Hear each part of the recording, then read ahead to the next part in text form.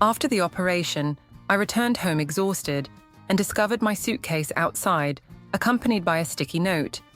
It read, "It is just the three of us now. Find another place to stay. Signed, your daughter-in-law." Without hesitation, I contacted the bank and put a hold on the credit cards. "I appreciate having you here. Follow my journey until the very end and share the name of the city where you are watching from so I can understand how far my story has traveled." My hands shook as I read the message again, wishing the words would somehow transform into something less harsh. The afternoon sunlight weighed heavily on my tired body as I stood there, still wearing my hospital garments, gazing at the house I had called home for the last 3 years. I knocked. Naturally, I knocked repeatedly until my knuckles ached, uttering Charles's name repeatedly. My son, my only child, whom I had raised by myself after his father died when he was just 12 years old. Yet all I received was silence and the faint sound of Lucy's voice telling the children to keep quiet. A curtain eventually shifted slightly, revealing a brief glimpse of my 8-year-old grandson's face before Lucy pulled him away. The curtain fell back into place, and I realized they truly did not intend to let me in. I sat down on my suitcase, trying to understand everything. 3 years ago, following Harold's death, Charles and Lucy had suggested I sell my home and move in with them. "Mom, this makes complete sense," Charles had explained. "You will assist with the children. We will care for you as you recover." As time passed and I grew older, the money from selling my house could be used to increase working hours. It had seemed like a brilliant plan back then. $178,000 was the amount I had invested in their home improvements. Almost everything came from selling the modest house Harold and I had fully paid off after more than 30 years. Charles had promised this was a contribution to our family's future, and I trusted him completely. I clearly recalled how the dynamic shifted little by little. At first, I was Grandma Alice, the cherished matriarch who made Sunday pancakes and helped with homework. Then I became Mom, needed for babysitting and preparing meals while Lucy focused on her self-care routines.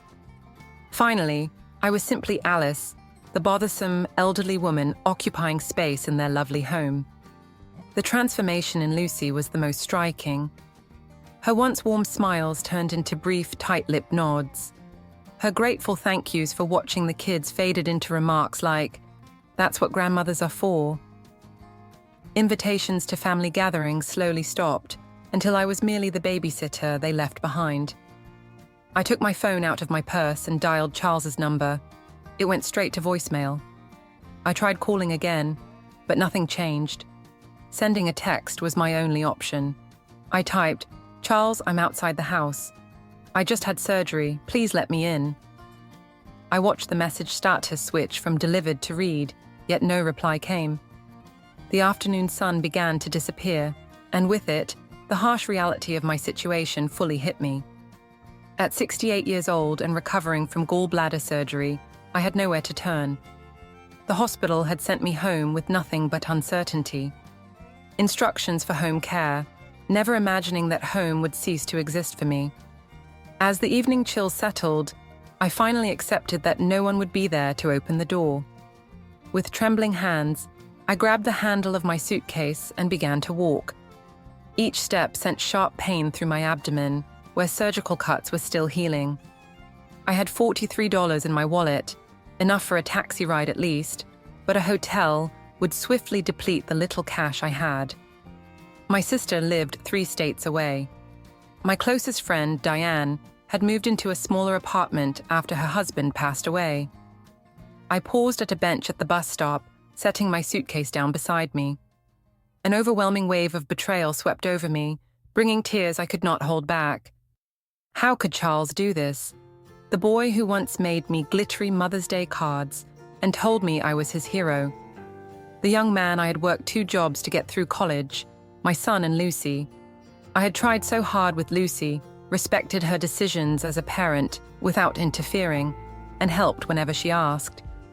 I believed we had built some kind of relationship, if not love, then at least mutual respect. The cruelty of the timing hit me hard. They waited until I was at my weakest, just out of surgery, to abandon me. Had this been planned all along? Was I only a convenient source of childcare and money until I became too much trouble? As the streetlights flickered on, I pulled out my phone once again and scrolled through my contacts. My fingers hovered over Diane's name in my contacts. We had shared a friendship for more than 40 years through marriages, raising children, and now widowhood. If anyone could understand, it would be her. The phone rang 3 times before her familiar voice picked up. "Alice, is everything okay?" she asked. I tried to respond, but only a sob slipped out instead. "Alice, what is wrong? Wasn't your surgery scheduled for today?" Diane's concern was clear. Eventually, I whispered, "I need help. They have locked me out." There was a pause. Then her voice, steady and determined, said, "Tell me where you are. I am on my way to get you." As I waited for my lifelong friend to come to my rescue, I noticed a young family passing by. The mother held her son's hand, laughing at something he had said. Such a simple, genuine moment of connection. It struck me how completely my own family had cut ties with me, how easily I had become disposable to them. I closed my eyes, feeling the heavy weight of betrayal bearing down on me, heavier than my suitcase and heavier than all my years combined. Diane's spare room was modest, just a single bed, a small dresser, and a reading lamp. Yet that night, it felt like a refuge. My surgical wounds throbbed as Diane helped me get comfortable, her expression a mask of restrained anger. "I cannot believe Charles would do this," she said while arranging pillows behind my back. "After all you've done for that boy." I agreed, but the proof was irrefutable. My suitcase, hastily packed by Lucy, contained only some of my belongings. My clothes, along with none of my treasured belongings, lay piled in the corner, standing as a silent reminder of my changed circumstances. "Have you tried reaching out to him once more?" Diane asked, handing me a warm cup of chamomile tea. I nodded, accepting the mug with hands that trembled slightly. 17 times he had seen my texts without replying. Diane sat on the bedside, her grey hair catching the glow from the lamp. We had been friends since our 20s, back when we were young mothers learning to juggle work and family life. She was there when Harold passed away, and she was here now during this, my quiet removal from my son's life. "You must get some rest," she said with resolve. "Tomorrow we will sort this out." Yet sleep would not come. Every time I shut my eyes, I pictured Lucy's handwriting on that little post-it note. Now it was only the 3 of us left. The subtle harshness of the situation caused a deeper ache in my heart than any of the wounds from the surgery. The morning arrived, rain tapping softly against the window pane. I glanced at my phone again. No text from Charles, no calls waiting, just an empty digital void, a symbol of being forsaken. "Let's have some breakfast," Diane said, appearing in the doorway. "Then we must talk about what to do next." Over coffee and toast, I confessed everything to Diane. How I had sold my home to support Charles and Lucy. How the renovations had transformed their house from a simple 3-bedroom to a large 5-bedroom with a gourmet kitchen and a master suite. "I invested nearly $180,000, I said, stirring my coffee without thinking. Charles told me it was investing in our shared future was important to me. I had always believed that I would have a place to call home with them. Diane's expression turned serious as she asked if I had any written documents or legal contracts. I shook my head, saying he is my son, Diane, and I trusted him. Those words hung heavily between us, their innocence painfully clear now. Diane gently suggested we review your financial accounts to ensure no one else has unauthorized access. My heart sank because I had never considered that. Charles had assisted me in setting up online banking after Harold passed away. He told me it was for emergencies and that he should be able to access my accounts. I had also given Lucy my credit card for groceries and things for the grandchildren. With trembling hands, I accessed my bank account on Diane's tablet. I felt a rush of relief when I saw my savings untouched. However, that relief disappeared when I opened the credit card statement. There were charges of $3,200 at Nordstrom, $1,700 at a place called Sephora. Diane looked over my shoulder and asked, "When did you become such a big spender, Alice?" I whispered that I had not, scrolling past numerous charges for designer clothing, costly cosmetics, and restaurants I had never heard of.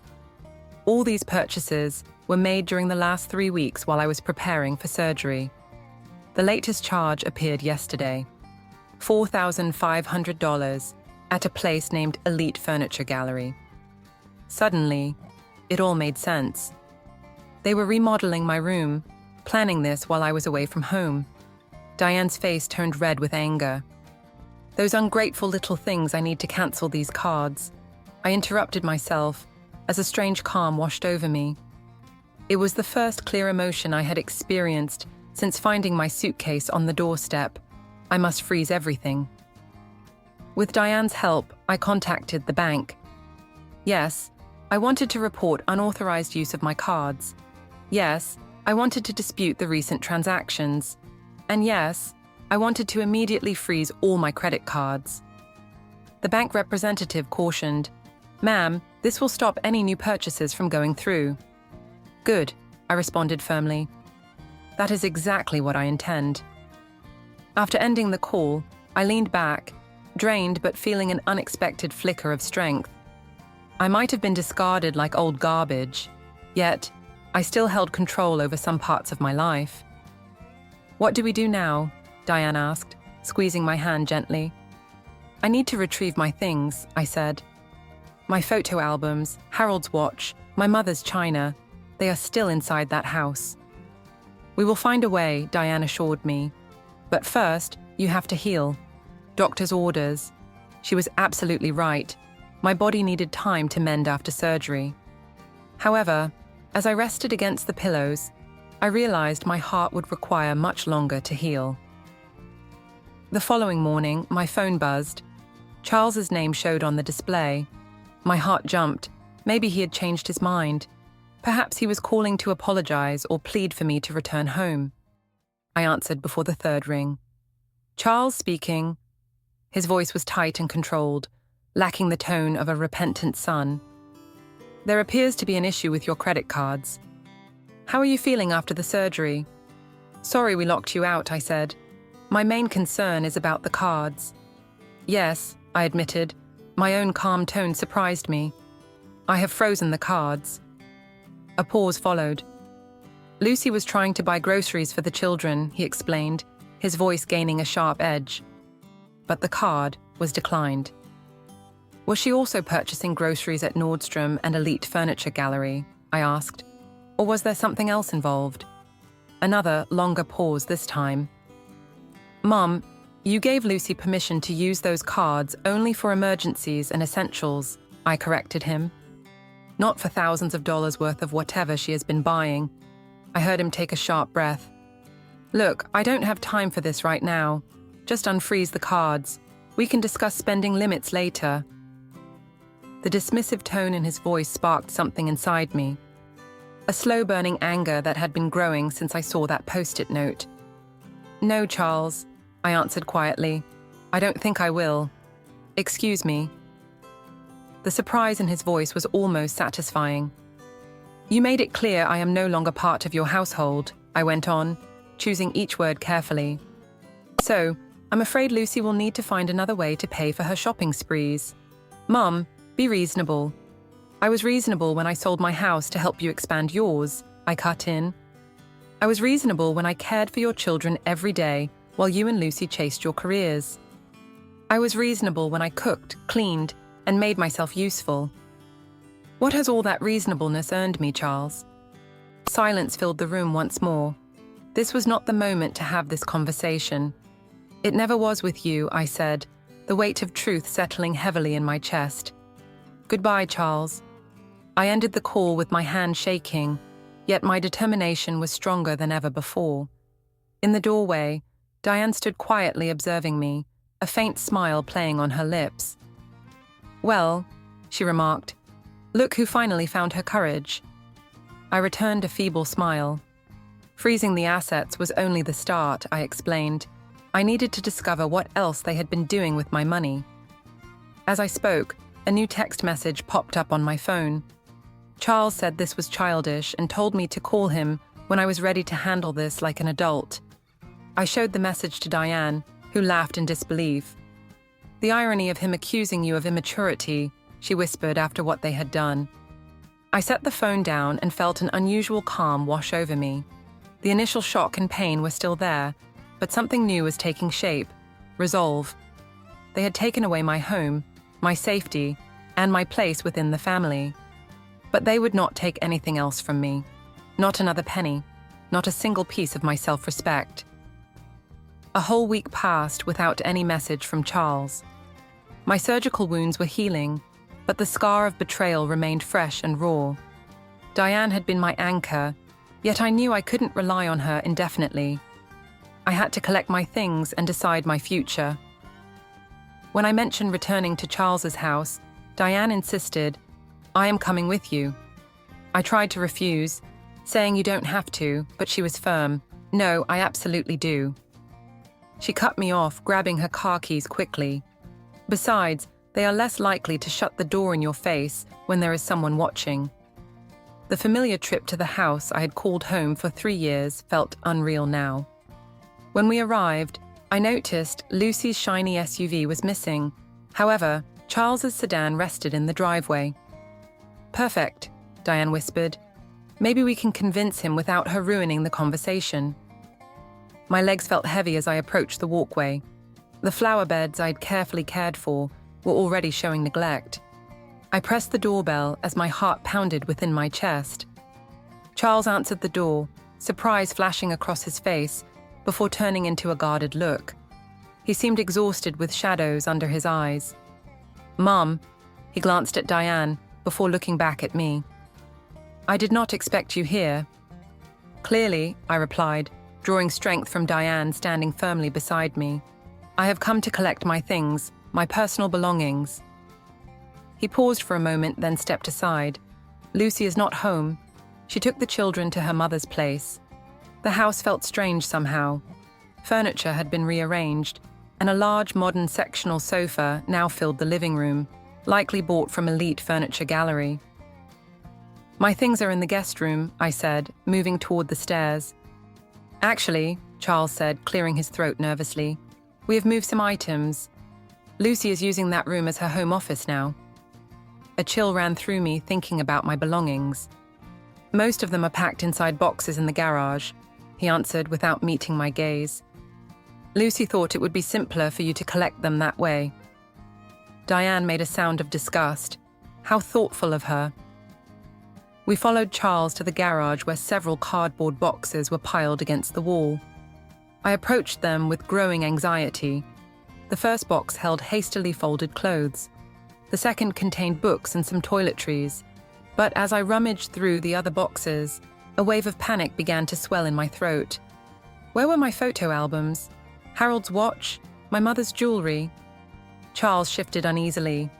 "I am not certain. Lucy packed everything." "Well, they are not here," I said, my voice increasing in volume. "And what about my mother's china, the family heirlooms?" "Mom, calm down." "Do not tell me to calm down," I snapped, shocking even myself with the intensity of my anger. "Those things are irreplaceable. They are my memories, my history." Diane stepped forward. "Charles, this is unacceptable. Those belong to Alice personally." Charles ran a hand through his hair, appearing more like a reprimanded child than an adult. "I will talk to Lucy. Perhaps she put them somewhere else." "I want to check upstairs," I insisted. At first, he hesitated, then reluctantly agreed. I headed straight to the attic, remembering I had stored some older belongings there. As I climbed the stairs, Charles's phone rang. He answered it in the hallway below, his voice quiet. The attic was dusty and dark, but I was certain where I had stored my trunks. To my relief, they remained exactly as I left them, untouched. I unlocked the biggest one and discovered my wedding album. Harold's military decorations, and several family photo albums inside. At least these cherished memories had escaped Diane's clearing out. While gathering what I could carry, I caught fragments of Charles's voice coming up from below. "No, she just arrived. Yes, with that friend of hers. I know what we agreed on, but what was I supposed to do? She is still my mother." There was a pause. "Lucy, that is not right. We agreed to wait until after selling the house to tell her about the nursing home." "No, I have not told her yet. She just had surgery, for goodness sake." A chill ran through me. Nursing home? Selling the house? I edged closer to the attic stairs, trying to catch every word. The agent had said the renovations could fetch at least $650,000. Yes, enough to clear our debts and cover a down payment on the lake house. I know Mom's money made it possible, but she agreed to invest. My knees nearly buckled. They intended to sell the house where I had invested everything, move to a lake house, and place me in a nursing home. I must have made a sound because Charles immediately stopped talking. "I have to go," he said quickly. She might have heard me. I hurried back to the trunk, my thoughts spinning as Charles's steps neared the attic. As I descended the stairs, I kept myself occupied with the photo albums, struggling to keep my trembling hands under control. "Mom, did you find what you were looking for?" His voice sounded strained and hesitant. "Some of it," I replied, barely able to trust myself to say more. He helped me carry down the items I had gathered, the silence between us growing awkward and heavy. In the garage, Diane was systematically sorting through the remaining boxes with methodical calm. "Charles," I said, "when exactly were you planning to tell me about selling the house?" His complexion drained of color. "You heard about it?" "Yes, I heard, just as I learned about the nursing home you picked for me." My tone was surprisingly composed, despite the turmoil inside. "Were you even going to discuss this with me first?" Charles at least showed a flicker of shame. "Mum, it is not what you think. We only considered it because of your health problems and the gallbladder surgery." I cut him off sharply. "That is not nearly enough reason to send me to a nursing home. I am 68, not 98. "Lucy thought it was best," he said hesitantly. "Lucy thought," I echoed bitterly. "And you simply agreed with her, didn't you? Just like you agreed to throw me out of my own home." "It is not your home," he retorted, a brief spark of defiance flashing across his face. "Your name is not on the deed." The words hit me like a sharp blow. He was right. Despite all the money I had put into it, I had no legal claim. I had trusted my son, and that trust had become my ruin. Diane stepped forward, her voice cold and firm. "We are taking these boxes now. Charles, I think it would be best if you locate your mother's missing valuables before we have no choice but to bring in the authorities." While we were loading the boxes into Diane's car, I noticed some papers on Charles's desk through the open garage door. There was a brochure for Sunny Pines, assisted living beside what appeared to be real estate listings. It became clear they had been plotting this for many months. My eviction, the nursing home, the lake house, everything was planned, all done without my knowledge. The sense of betrayal hit me so hard I could barely catch my breath as we drove away. Yet, beneath that overwhelming hurt, another feeling began to emerge, a strong resolve that caught me off guard with its intensity.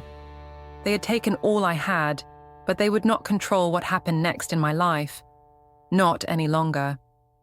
Diane insisted, "You can stay with me as long as you need," while we unloaded the boxes. I appreciated her kindness deeply, but understood this could not be permanent. Diane's small one-bedroom apartment barely fit her, let alone anyone else. More importantly, I needed to regain my independence.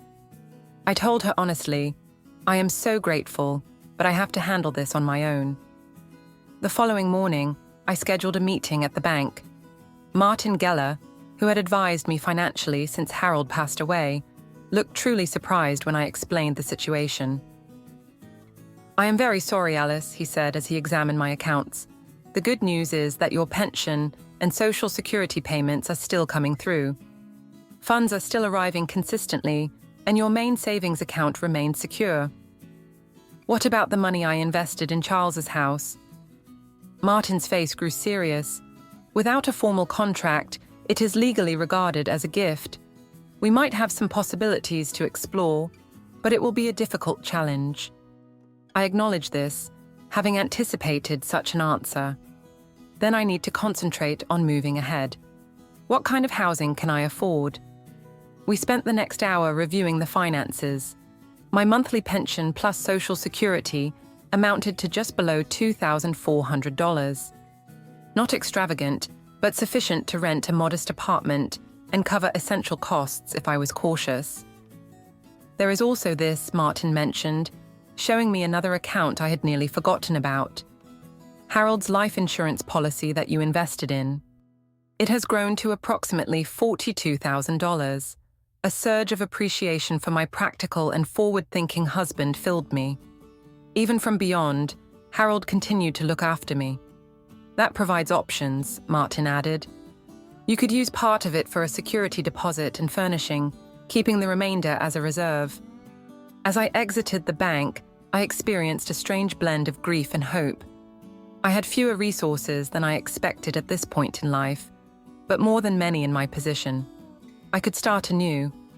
Over the next 2 weeks, I threw myself into searching for apartments. Diane drove me to viewings, helped me compare costs, and lifted my spirits when despair nearly took hold. Finally, we found a small one-bedroom apartment. The apartment was located within a senior living community. It was not luxurious but tidy, featured a small balcony, perfect for potted plants, and most importantly, it was affordable. "This is ideal," Diane exclaimed when we first viewed it. Also, there is a community garden and weekly card games in the shared lounge. I signed the lease immediately.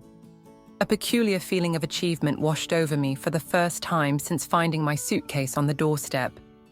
It felt as though I was finally gaining control of my life instead of merely responding to chaos. Moving in brought its own difficulties. With limited finances, replacing all the furniture I'd left behind at Charles's house was impossible. However, Diane's church group came through with donated essentials: a gently used sofa, a modest dining table, and a cozy recliner. I purchased a brand new mattress and bedding, refusing to compromise on that small luxury. Gradually, the apartment started to feel like home. My phone remained silent and unresponsive. No calls from Charles, no messages checking on me, only quiet. I convinced myself that was for the best, a clean break. Yet, in the stillness and unfamiliarity of night, I often found myself thinking about my grandchildren, wondering if they asked about me or what Charles told them about my sudden disappearance. Then, 3 weeks after settling in, while arranging my salvaged photo albums on a shelf, my phone rang. Charles's name appeared on the screen. My heart leapt. A faint glimmer of hope flickered briefly despite everything. "Hello," I responded, striving to keep my voice even. "Mom." His tone was all professionalism, lacking any warmth.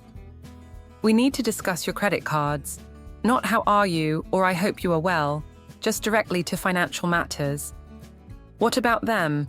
I inquired, the tiny hope fading as swiftly as it appeared. "They're still frozen. Lucy has to purchase things for the children." "No," I interrupted, surprising myself with my firmness.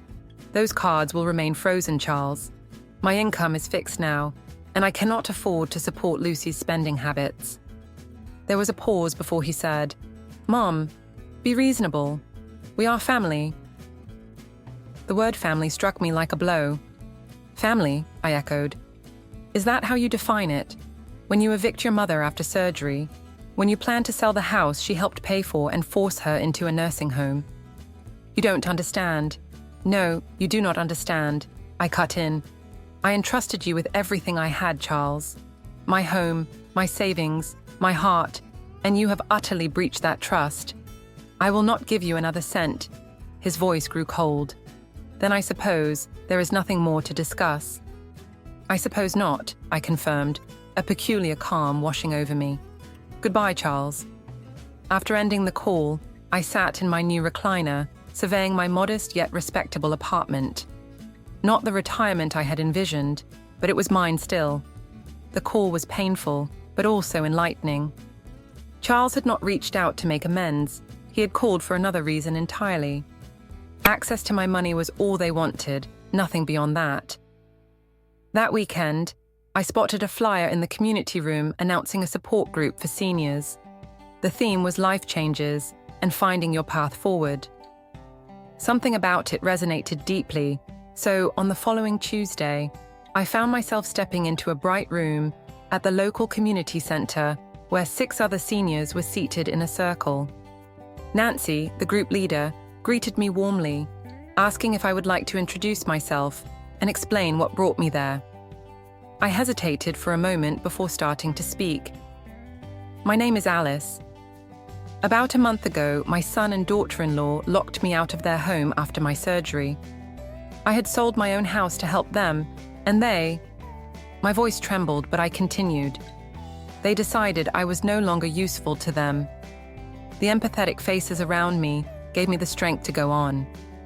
I shared everything: the betrayal, the prospects of a nursing home, the frozen credit cards, my new apartment. As I spoke, I realized this was the first time I told the entire story from start to finish. Something inside me changed. The shame I had been carrying, the feeling that I must have done something wrong to deserve this treatment, began to fade. "Thank you for sharing that, Alice," Nancy said when I finished. Sadly, elder financial abuse is often committed by family members. What you're experiencing is more common than many understand. A silver-haired woman named Eleanor reached over and gently squeezed my hand. My daughter did. She confided in me that she had experienced something similar. It took me several years to recover, but I managed to do it, and you will too.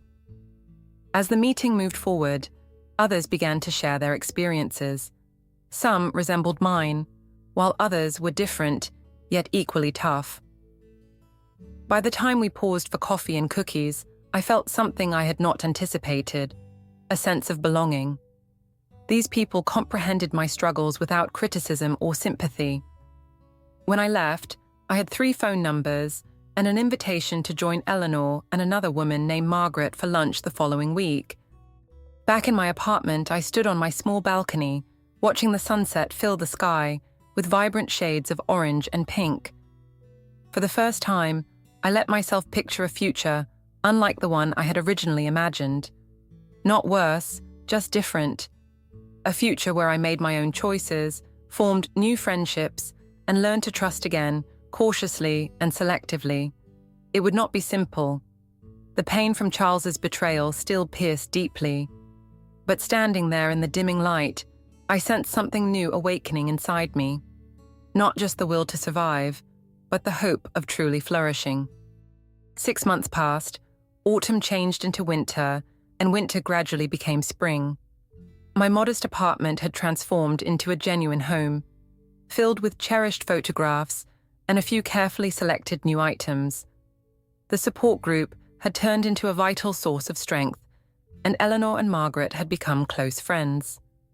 We met weekly for coffee, card games, or walks in the park when the weather allowed. My life had settled into a calm routine until the day I received an unexpected letter from a real estate company. It began with congratulations on the sale of your property, mentioning an address I immediately recognized, Charles's house. My hands shook as I continued reading. The letter was addressed to me as a co-investor in the property, informing me that the house had been sold for $685,000. I stared at the document in disbelief. They had really done it. They had sold the house, the one I had invested all my savings into, and somehow they had involved my name in the transaction. I called Diane right away. "They sold the house," I said, my voice trembling, "and somehow they claimed I was part of the sale." "That cannot be," Diane replied. "Your name is not on the deed. How could they have done this?" She paused and added, "Unless they forged documents. Alice, you must consult a lawyer." The following day, I met with Patricia Winters, a lawyer who specializes in elder law, and who Eleanor had recommended. She examined the letter with growing concern. "This is troubling," she said. "They could not have legally sold the house using your name as a co-owner unless there was documentation bearing your signature. Did you ever sign anything related to the house?"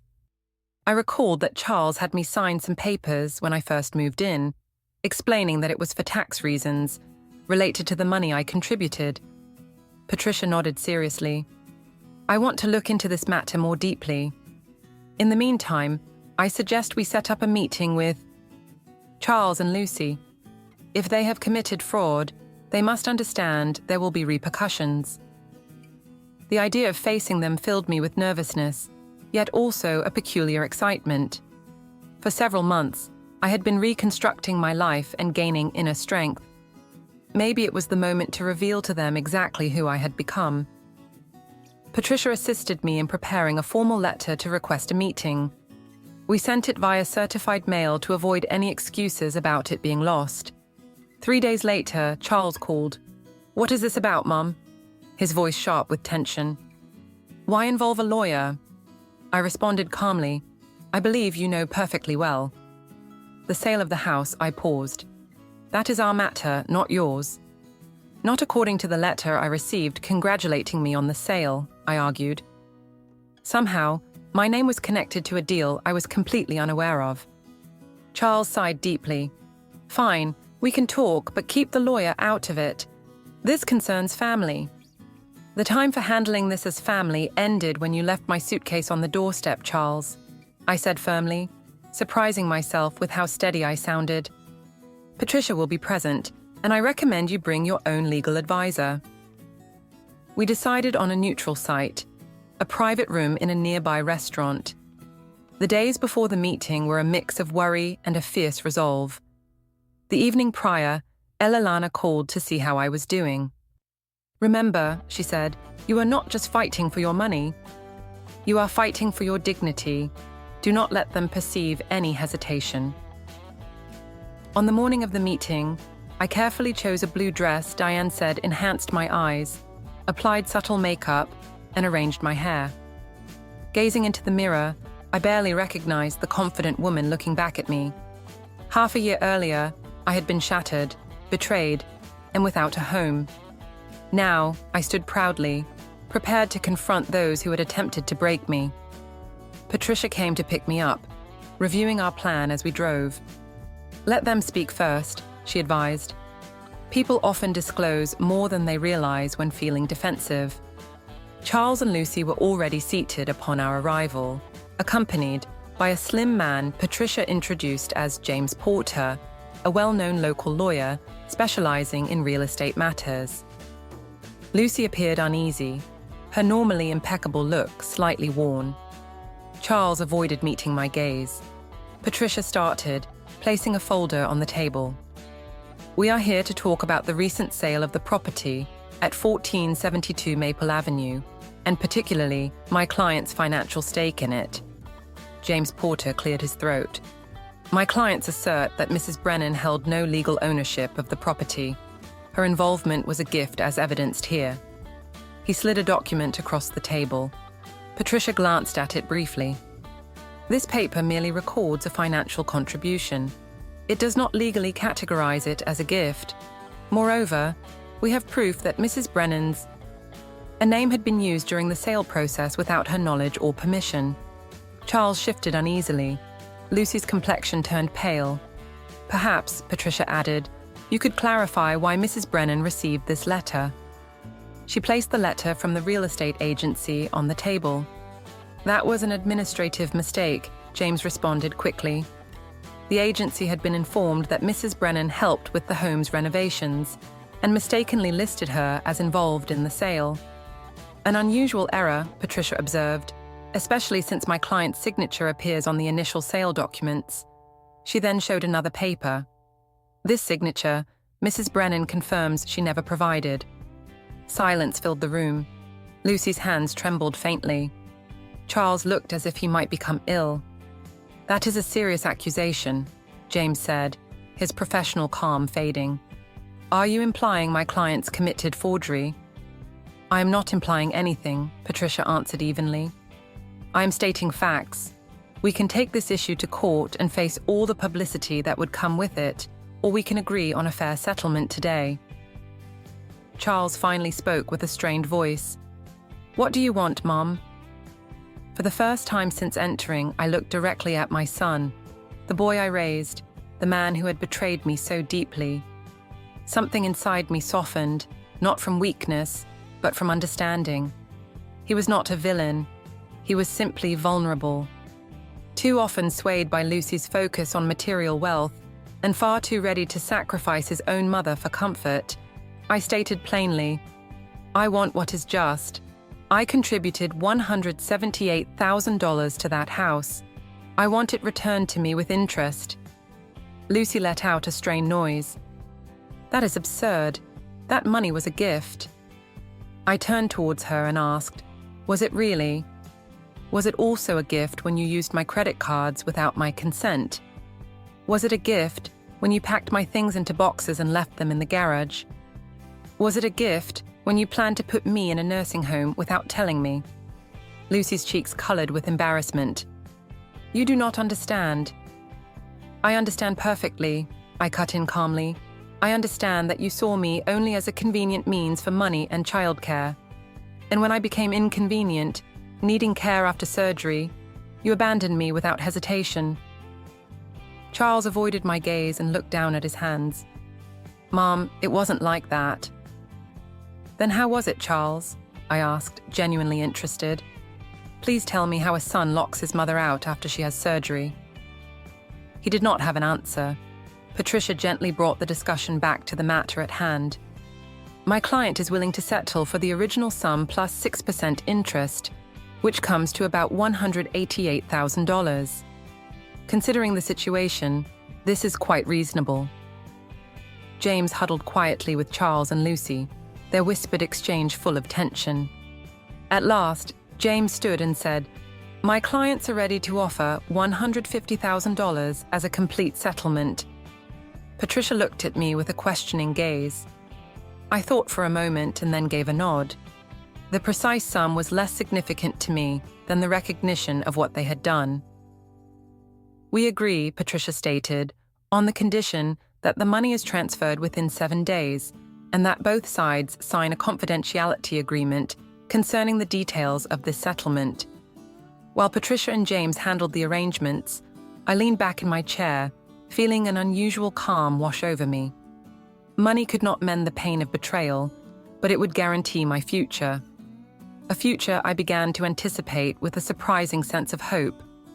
1 year after being shut out from what I believed was my home forever, I found myself in the kitchen of my new bakery. Fond memories filled the air, mingling with the rich scents of cinnamon and vanilla. The morning sunlight poured through the windows, casting a warm golden hue across the freshly painted walls and polished countertops. These look fantastic, Diane said, as she carefully placed a batch of blueberry muffins in the display case. I still cannot believe we actually pulled this off. I smiled, watching my oldest friend delicately handle the pastries as if they were priceless treasures. Half a year earlier, when I had received the settlement funds from Charles and Lucy, Diane had casually remarked that my apple pie could sell out in any bakery around town. What started as a light-hearted comment soon evolved into a serious discussion, then a business strategy, and finally this tangible reality. I truly could not have achieved it without her support. I told her, adjusting my apron. At 69 years old, I never thought I would be starting a business, yet here I was, co-owner of a cozy little bakery focusing on traditional homemade sweets. The bell above the door rang, and Eleanor entered, followed by Margaret and 3 other friends from my support group. It's wonderful, Alice, Eleanor said, looking around with admiration. Absolutely perfect. Margaret stepped forward and handed me a small potted tree. We brought this for you. It's a dwarf apple tree symbolizing new beginnings. Tears welled up as I accepted their thoughtful present. Thank you, all of you, for everything. The past year had changed my life in ways I never dreamed of. The settlement money had given me chances, but it was the friendships I made that truly saved me. This support group became my anchor, a community of people who truly understood loss and recovery because they lived it themselves. Our grand opening was a humble success. Locals wandered in, drawn by the handcrafted sign and the aroma of freshly baked goodies. By midday, half of our stock was gone, and by the end of the day, the display cases were almost bare. "I'd say that's a victory, Diane," she said as we tallied up the day's income. "We might actually pull this off."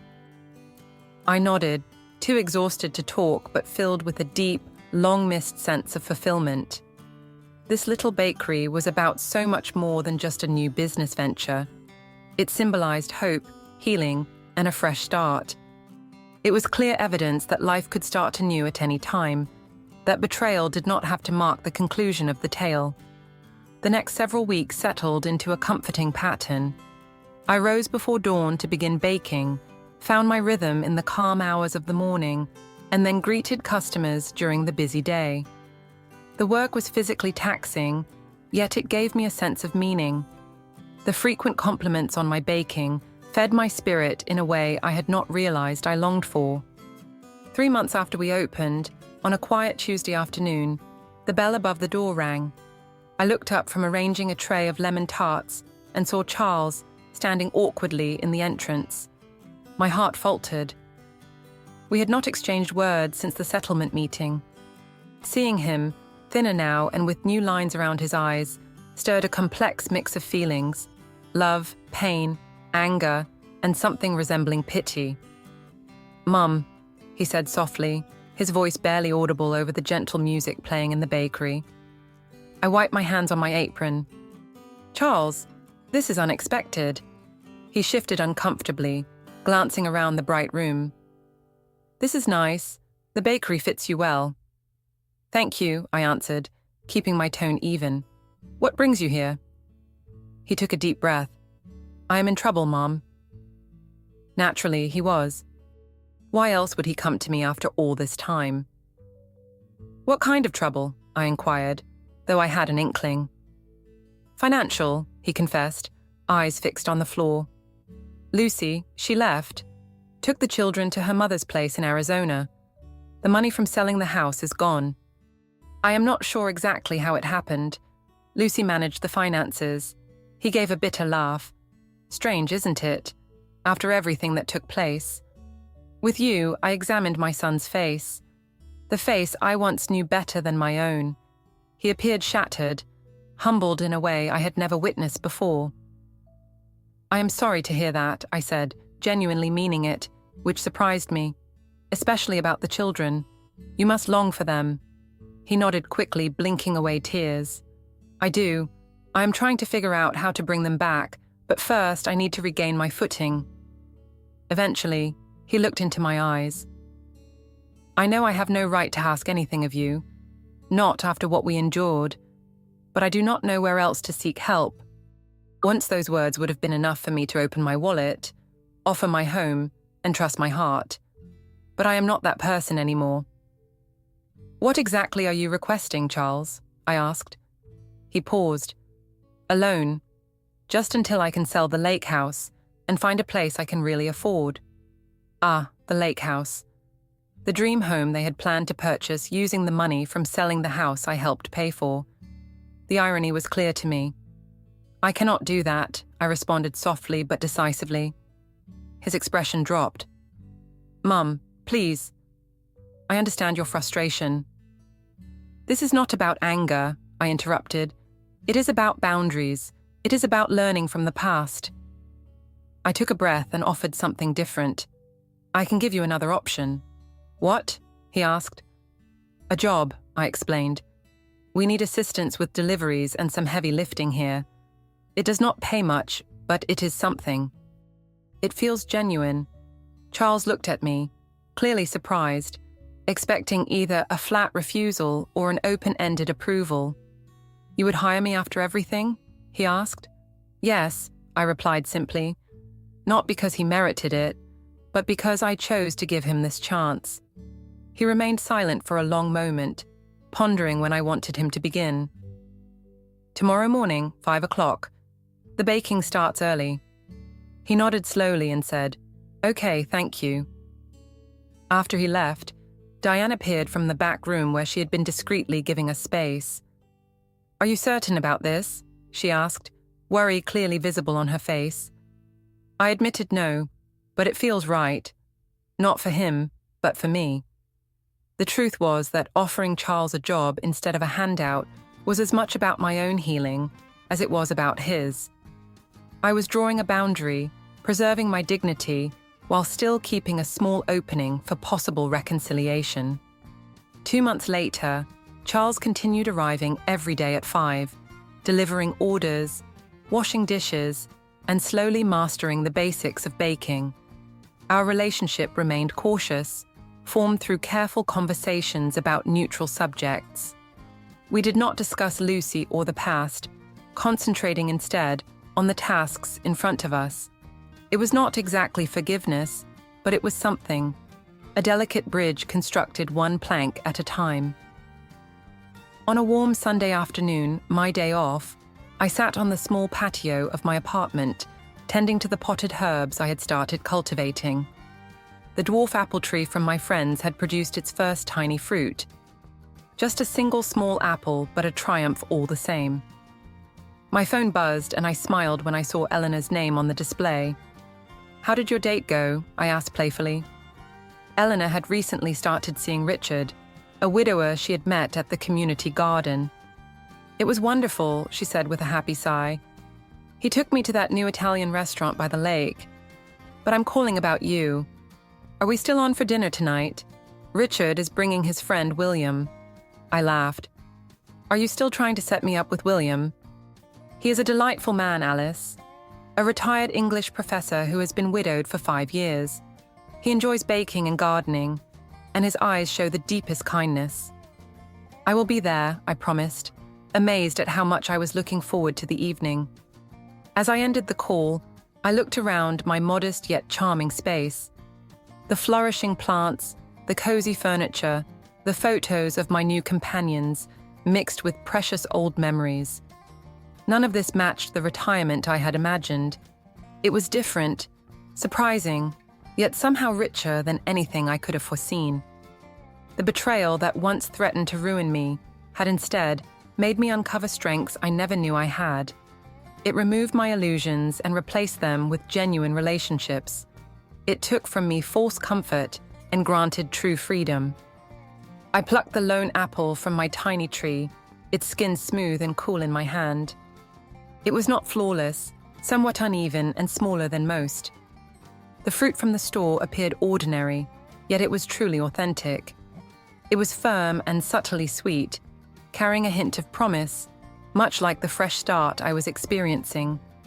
Now I am genuinely curious about those of you listening to my tale. What actions would you take if you found yourself in my situation? Have you ever encountered something akin to this? Feel free to leave your thoughts in the comments below.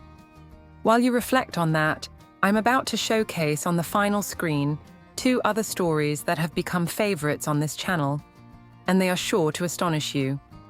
Thank you for staying with me until the end.